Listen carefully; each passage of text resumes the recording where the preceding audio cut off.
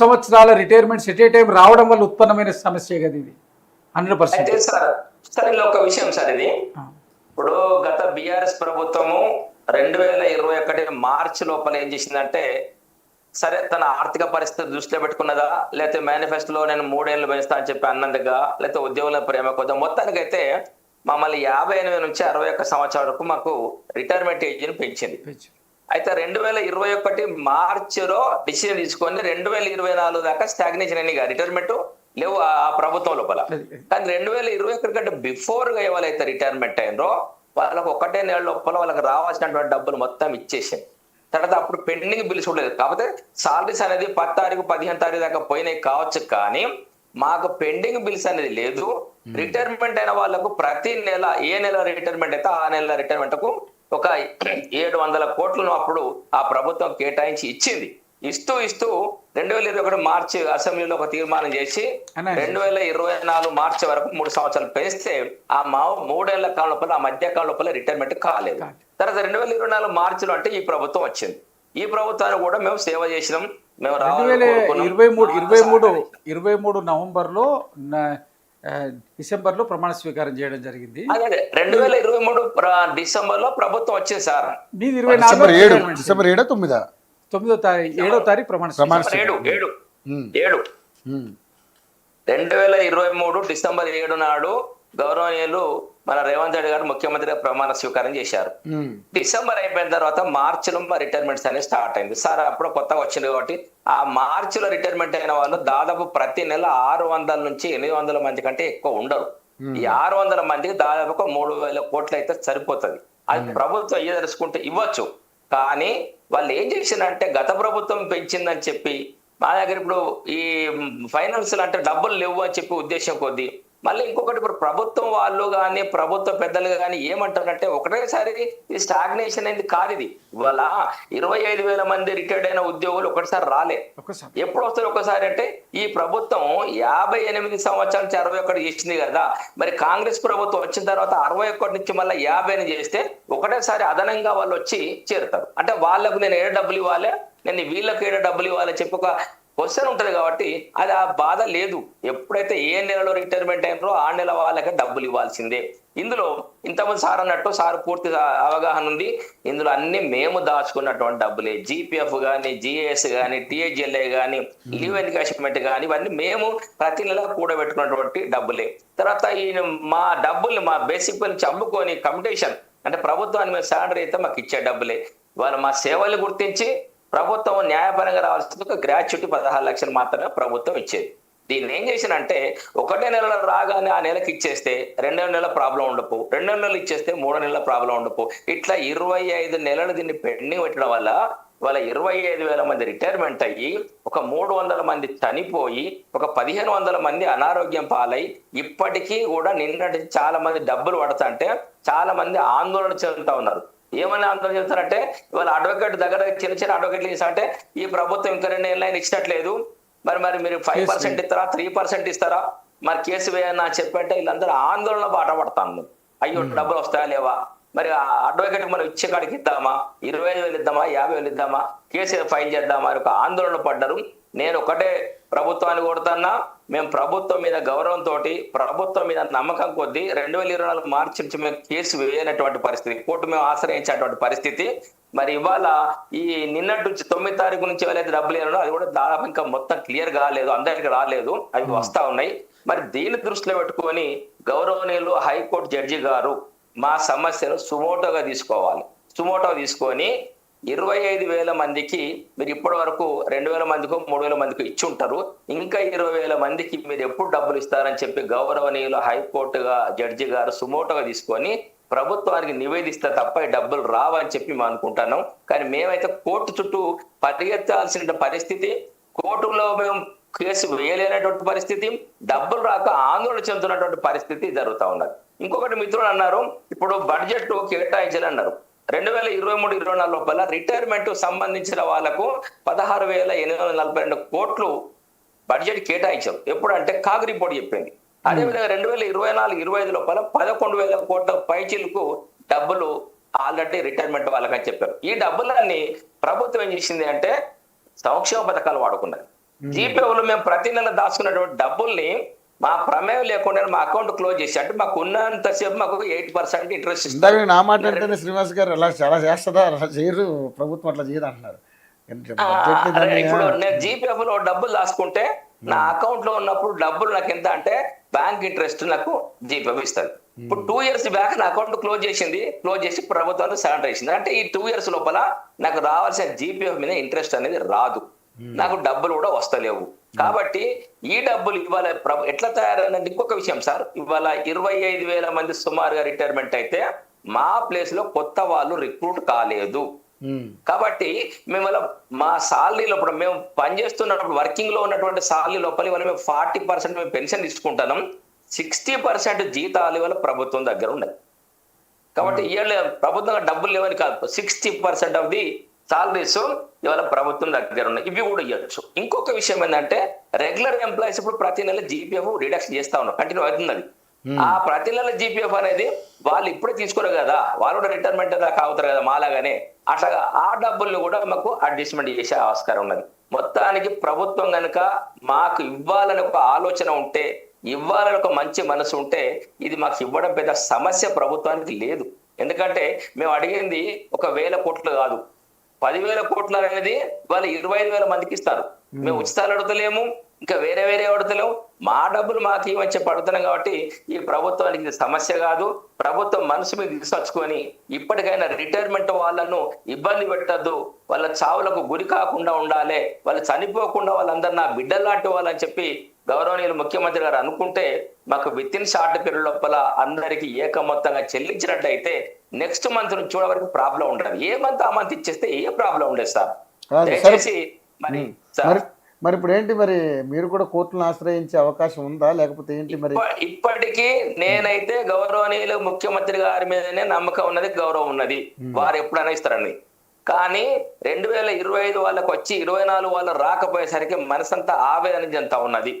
ఎందుకంటే ఒక 40-50 లక్షలు ఒక సంవత్సరం నేను వెనుకబడిపోయినా కదా, వాళ్ళు 10,000-20,000 కోర్టు కేసు పెట్టుకుని వాళ్ళు తెచ్చుకున్నారు కదా, మరి సంవత్సరాల కాలం నుంచి డబ్బులు అక్కడనే అయిపోయినాక వచ్చి మనసు అనేది ఆందోళన చెందుతా ఉంది, ఆవేదనలు చాలా మంది గురవుతున్నారు. కాబట్టి అందుకే నేను గౌరవనీయుల హైకోర్టు జడ్జి గారు సుమోటోగా కేసు వేసి ప్రభుత్వం నుంచి మాకు డబ్బులు ఇప్పేయాలని కూడా నేను మీ ద్వారా వారికి కొడతా ఉన్నా.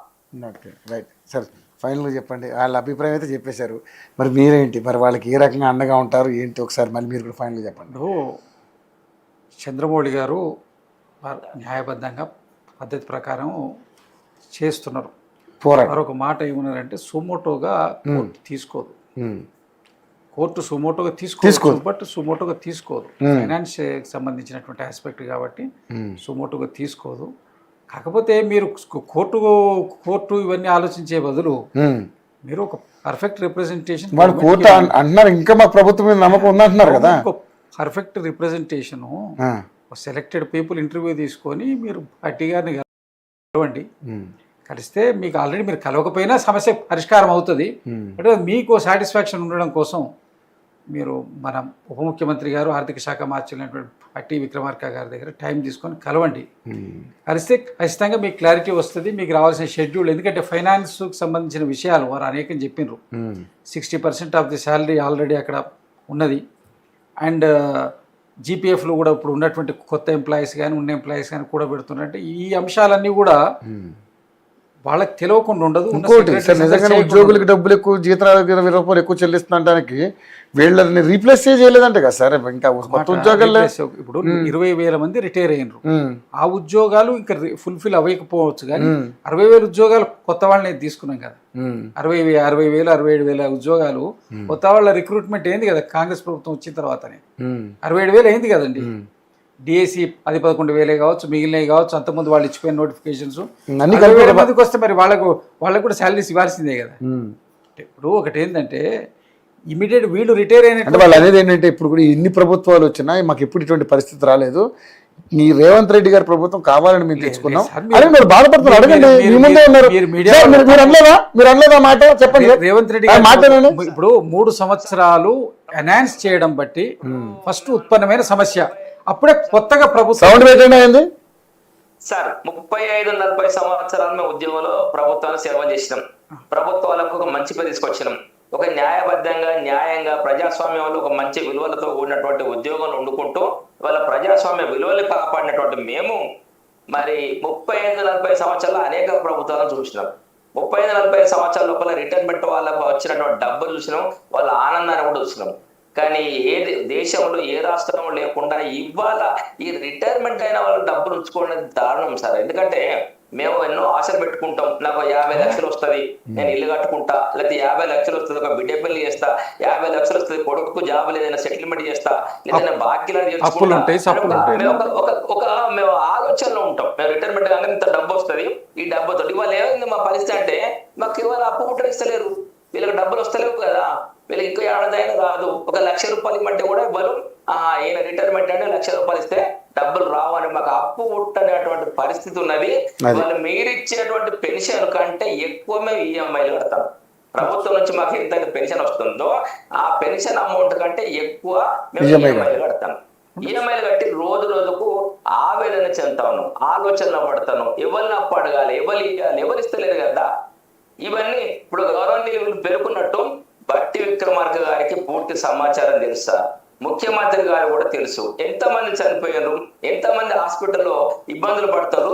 సోషల్ మీడియా, ప్రింట్ మీడియా ద్వారా, ఎలక్ట్రానిక్ మీడియా ద్వారా వాళ్ళ హాస్పిటల్లో ఉండి ఫోటోలు పెట్టి అయ్యా ముఖ్యమంత్రి గారు మీకు నమస్కారం పెడతానా, మీరు నాకు డబ్బులు ఇస్తే నేను బ్రతకలేదు చచ్చిపోతానా అని చెప్పి వాళ్ళు పెడతా ఉన్నారు. ఈ సమస్య తెలియనిది కాదు. ఇప్పుడు బట్టి విక్రమార్క గారు పొమ్మన్నారు, ఈ సమస్య అంతా వారికి తెలుసు. తెలిసినప్పుడు మాకు ఎందుకు ఇస్తలేడు, మరి వారికి ఎందుకు మనసు లేదు మాకు అర్థం కావడం లేదు. వాళ్ళ కోర్టు ద్వారా వచ్చేటువంటి పైసలు చూస్తా అంటే ఇలా ఈ ప్రభుత్వం కోర్టు చెప్తేనే వింటదా అనే ఒక ఆలోచనలో కూడా మేమందరం రిటైర్డ్ ఉద్యోగులందరం ఆలోచిస్తాను. అది సరైనది కాదు. దయచేసి మీరు మొత్తంగా ఏ కష్టమైన పడండి. ఇవాళ ముఖ్యమంత్రి గారికి మేము పాలాభిషేకం చేస్తాం. ఎందుకంటే మరి రిటైర్మెంట్ అయినటువంటి ఉద్యోగులందరికీ మొత్తంగా చెల్లించిండు గౌరవనీయులు, మేము నమ్ముకున్నటువంటి, మేము కోరుకున్నటువంటి, మేము మా వంతు సహకారం చేసి తెచ్చుకున్నటువంటి ముఖ్యమంత్రి గారు మమ్మల్ని ఆపదలు ఆదుకున్నటువంటి ఆలోచన మా రిటైర్మెంట్ ఉద్యోగంలో ఉంది. కాబట్టి మీరు దయచేసి మరి ఇంతకుముందు మిత్రులు కూడా మరి చెప్పారు ఏమనంటే ఏప్రిల్ 30 వరకు మీరు రిటైర్మెంట్ వాళ్ళకు మంచి వార్త చెప్తామని నేను కూడా అనుకుంటున్నా. ఏప్రిల్ 30 వరకు అందరి లోపల ఒక ఆలోచన ఉంది, గుడ్ న్యూస్ వస్తుంది. ఏం గుడ్ న్యూస్ అంటే అందరికీ బకాయిలు వస్తున్నాయి అనే ఒక ఆలోచన అయితే ఆ ఆశ మీదనే బ్రతుకుతున్నాం మేము వాళ్ళ. రైట్, సరే మీ ఆశ నెరవేరాలని మనస్ఫూర్తిగా కోరుకుందాం మన చంద్రమౌళి గారు. సరే అంటే మీరు అంటే కోర్టులను ఆశ్రయిస్తేనే మనకి న్యాయం జరుగుద్ది అనుకునేది ఒక ఎత్తు. సరే మీరు ఇంకా ప్రభుత్వం మీద మాకు నమ్మకం ఉంది అని అంటున్నారు, చూద్దాం మరి. ఎందుకంటే ఓకే సరే ఏంటి సార్ మరి మరి ఒకటి ఏంటంటే వారు చెప్పింది 100% కరెక్ట్. వాళ్ళది ఏది మనం విభేదించడానికి లేదు. చంద్రబాబు గారు చెప్పింది 100% కరెక్ట్, ఏది విభేదించడానికి లేదు. కాకపోతే ఇక్కడ ఒక ప్రాక్టికల్ గా ఏర్పడినటువంటి డిఫికల్టీ అది. ఆ డిఫికల్టీని ఓవర్కమ్ చేయడానికి ప్రభుత్వం ప్రయత్నం చేస్తుంది, ఓవర్కమ్ చేస్తుంది షార్ట్ పీరియడ్. మీరు కూడా ఈ సమస్యని కొంచెం తప్పకుండా మా పిసిసి అధ్యక్షుల గారి దృష్టికి, ముఖ్యమంత్రి గారి దృష్టికి, ఉప ముఖ్యమంత్రి గారి దృష్టికి తీసుకెళ్లే ప్రయత్నం మేము చేస్తాము. కాకపోతే ఒక చిన్న రిక్వెస్ట్ మీకు ఏంటంటే మీరు ఒక టీమ్ గా వెళ్ళి కలవండి. కలవడం వల్ల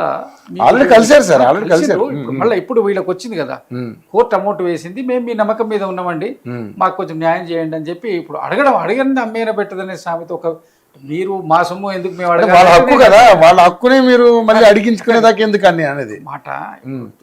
instead of going to courts మీరు ఒకసారి గవర్నమెంట్ని రిప్రజెంట్ చేయండి, ఒకసారి చేయండి, అయిపోతుంది. మీరు చేయకపోయినా అయిపోద్ది, చేస్తే మీకు తృప్తి. మేము అడిగినాం అయిందని మీరు చేసే ప్రయత్నం చేయండి. 100% ఆ భగవంతుడిని మీకు త్వరగా మా ముఖ్యమంత్రి గారు మీకు శుభవార్త వినిపిస్తాడని కోరుకుంటున్నాం. మేము ఆ శుభవార్త అయిన తర్వాత మళ్ళీ మనం డిబేట్లో కలిసి మాట్లాడుకుందాం. చంద్రమౌళి గారు రైట్ చంద్రమౌళి గారు థ్యాంక్ యూ అండి, థ్యాంక్ యూ సో మచ్. తప్పకుండా మీ సమస్యని అంటే ఈ సమస్య సాల్వ్ అయ్యేదాకా మనం డిబేట్లు చేస్తూనే ఉందాం. వాళ్ళు మీ యొక్క ఆవేదనని మరి గవర్నమెంట్కి చేరవేసే ప్రయత్నంలో మేము కూడా మీతో పాటు నడుస్తాం. తప్పకుండా మీ సమస్య క్లియర్ అయ్యేదాకా మనం గట్టిగా పోరాటం చేద్దాం. చంద్రమౌళి గారు మీ వాళ్ళందరికీ ధైర్యం చెప్పండి. అదే సార్ ఏప్రిల్ 30 మేము ఆశలు పెట్టుకున్నాం. ఏప్రిల్ 30 గుడ్ న్యూస్ చెప్తామని చెప్పి అన్నారు కదా మన డిబేట్ లో. అవును, ఇప్పుడు మిత్రుడు అంటారు కదా, కాబట్టి అన్నారు ఇందాక నిన్న అన్నారు స్టేట్మెంట్ వచ్చింది. మొన్న డిబేట్ లో కూడా అదే విషయం చెప్పారు. అంటే వీళ్ళకి ఎంతో కొంత సూచన ఉండేప్పటికీ వీళ్ళు చెప్పినారని మా మిత్రులందరినీ చెప్తా ఉన్నా. ఏప్రిల్ 30 వరకు మన అందరికి డబ్బులు వస్తాయి, మీరు చేసేవాడు ఒక చెప్పి చెప్తారా సార్? మాకైతే ఏప్రిల్ 30 వరకు రావాలి, ఇక లేకపోతే మేలో ఇక మేము ఒక తీవ్రమైనటువంటి ఆలోచనలో చేయాల్సి వస్తుంది. Right sir, right. Thank you అండి, థ్యాంక్ యూ చంద్రమౌళి గారు, థ్యాంక్ యూ సార్. మీ అందరికి నమస్కారం. మళ్ళీ ఒకసారి లైన్లో ఉండమనండి ఆయన. ఎవరు ఆయన? చెప్తా.